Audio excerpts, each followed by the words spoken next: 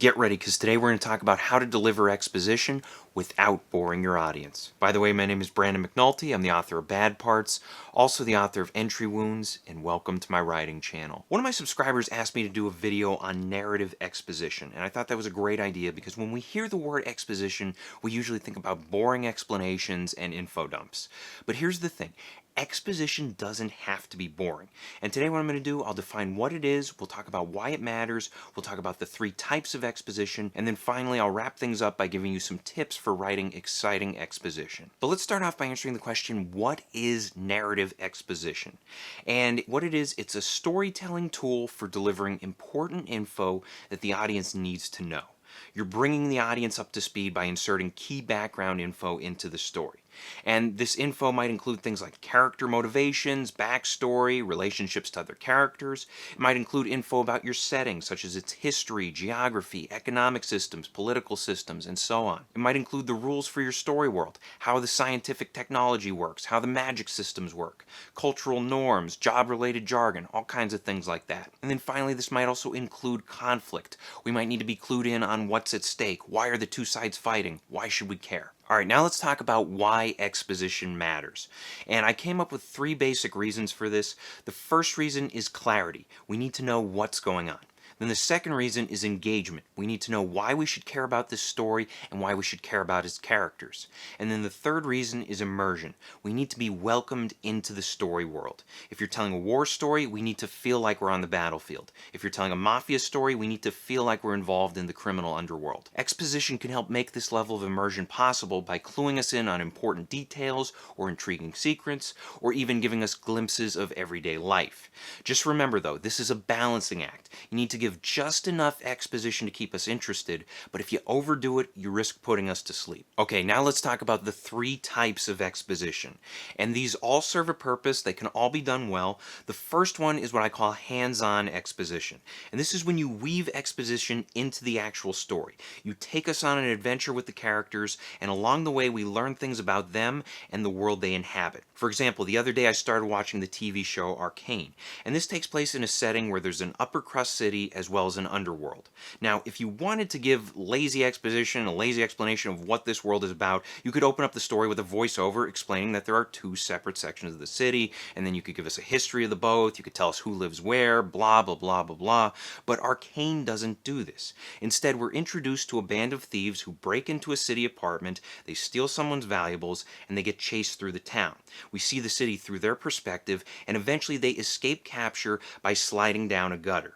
And that gutter leads us to the underworld, and boom, there's our hands-on introduction to the other half of the setting. Second type of exposition is natural dialogue. And I say natural because a lot of expository dialogue feels fake or forced. Sometimes you have those as you know Bob exchanges where a character tells another character something they already know. As you know Bob, my wife is your sister. As you know Bob, we both went to med school together and learned how to diagnose lupus. You don't want that kind of dialogue in your story. Instead, create a scenario where characters genuinely need to discuss information. Maybe a desperate character has an important medical question for a doctor. Or maybe 2 people are arguing and they call each other out on their flaws and past decisions that went wrong. Or maybe you have an intimate conversation between 2 characters in which they get to know each other better. These are the types of discussions where you can weave in exposition without having it feel forced. And then the third type of exposition is info dumps and flashbacks. I'm lumping these 2 together because they're the easiest, most obvious ways to convey exposition. They can also grind the story to a halt if they're not used properly. Now, info dumps are when you deliver many expository details at once. Usually these info dumps stick out and they bore the audience to tears, but sometimes you can make them feel natural, like in Jurassic Park with the dinosaur DNA tourist video. Or you can make them feel dramatic, like in the middle of the Terminator when Kyle Reese explains the future war to Sarah Connor while the 2 of them are escaping death in a parking garage. And then flashbacks are when you jump back in time in order to show prior events. These are something you need to be careful with. Flashbacks can be done well, but a lot of writers don't use them properly or they use them too often, and it disrupts the story's forward momentum. Alright, now before I wrap up this video, I want to give you 5 tips for writing great exposition. And the first one is to make your audience want the exposition. And this is the most valuable tip I can give you today. If you put questions in your audience's head, they will want information about the characters in the story world. Then, when the exposition finally arrives, it's a satisfying revelation. For example, if you show us a character with a scar, we'll want to know how that character got wounded. And if you show us a house full of dead bodies, we'll want to know how the bodies got there. Remember, give us questions before you give us answers. Now, unfortunately, some writers make the mistake of giving the answer before raising any questions. Here's a notorious example from the 2016 movie Suicide Squad. This is Katana. She's got my back. She can cut all you in half with one sword stroke, just like mowing the lawn. I would advise not getting killed by her. Her sword traps the souls of its victims. Tip number 2, withhold exposition in order to create suspense, tension, and plot twists. And this is building off of the first tip I gave you. It's critical to remember that exposition doesn't have to be boring. Think of it as a weapon you can use to manipulate your audience. If you make them curious about something, then you can withhold that piece of information until later in the story. If they want that info, they'll feel suspense. If there's a scenario where that info might surface, they'll feel tension. And when the revelation does happen, you have a plot twist. A great example of this comes from the movie Alien. When the facehugger latches onto Kane's face, we wonder what's going to happen to him. We feel suspense. Then when the facehugger lets him go, we sense that something isn't right. We feel tension. And then at the midpoint, we get the dramatic chestburster scene, and that's our plot twist. And it's important to remember that the monster's life cycle is all just basic exposition. It could have been explained to us near the beginning of the movie in like a computer log or something like that, but instead the writers arranged the story's events in a dramatic and compelling way before delivering the exposition as a powerful moment. Tip number 3, combine exposition with conflict. Exposition is like a vegetable you don't want to eat, but you have to. And if you're putting it on the audience's plate, make sure they have something delicious that they can eat it with. Something like conflict or drama. A great example of this comes from the Lord of the Rings prologue. It's an info dump, but it's dramatic, mysterious, and emotional. It offers excitement along with the exposition. Another example comes from the TV series Alice in Borderland. And in this show, the characters play a series of deadly games in order to survive. Each time a new game is introduced, we get a full explanation of the rules, which might sound boring, but it's actually a lot of fun. The reason why it's fun is because the game's details are interesting, and we also get to see the characters react. We get to see how they feel about the requirements of each game.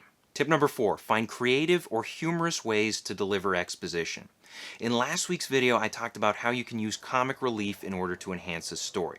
And guess what? You can also use humor in order to make exposition go down easier. A good example of this comes from the movie The Big Short.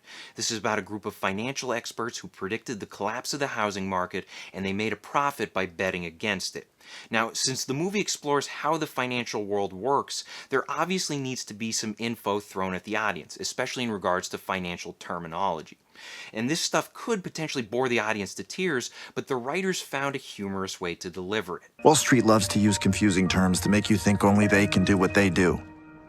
Or even better, for you just to leave them the fuck alone. So here's Margot Robbie in a bubble bath to explain. So the banks started filling these bonds with riskier and riskier mortgages. Thank you, Banjo. By the way, these risky mortgages are called subprime. So whenever you hear subprime, think shit. The Jurassic Park example I gave you earlier works here as well. John Hammond's sense of humor shines in this scene, and it makes the infodump feel like a natural part of his theme park. And then the final tip for today, cut as much exposition as you can. Writers often face this temptation to tell their audience everything. If you build a setting and you flesh out your characters, you'll get the urge to reveal all the little tidbits of backstory and everything that popped into your head during the writing process. But remember, you only need to give the audience enough info for clarity, engagement, and immersion. The rest you can leave out. In fact, you might even make your story stronger by leaving out key pieces of information. And this is something that works well in horror stories. For example, in the movie It Follows, the ghost acts like a haunted STD that chases after its victim until the victim passes it on to someone else. We learn about how this ghost operates, but we never actually learn the origin of the ghost.